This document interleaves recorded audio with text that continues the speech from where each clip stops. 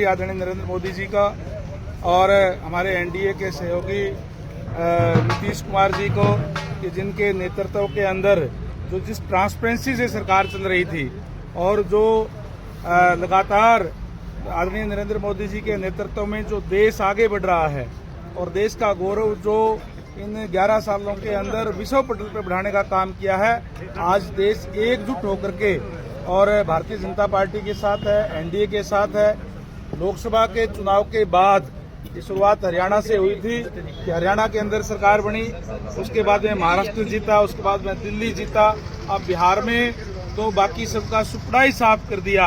ये दिखाता है कि आज पूरे देश की जनता एकजुट होकर के मोदी जी के साथ है। इस तरह के रिजल्ट का अनुमान था क्या? देखिए, ये तो तय था कि एनडीए की सरकार का बहुमत आ रहा है, लेकिन इतना जबरदस्त आ रहा है तो शायद हमने भी कल्पना नहीं की थी।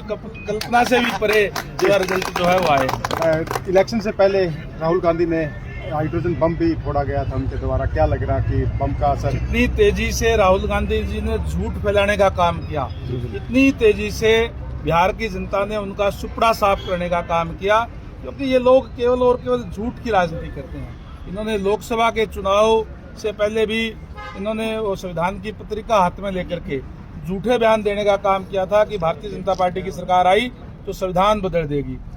वोटिंग से ठीक पहले बिहार की इन्होंने इस बात का भ्रम फैलाने का काम किया कि वोट चोरी करके जीतते हैं, और इसलिए आज बिहार की जनता ने उनको सबक सिखाने का काम किया है कि आज आपका झूठ जो है ये देश में चलने वाला नहीं है। रिजल्ट का इंतजार एनडीए से ज्यादा महागठबंधन कर रहा था, उनको उम्मीदें थी, क्या लग रहा है क्या हुआ?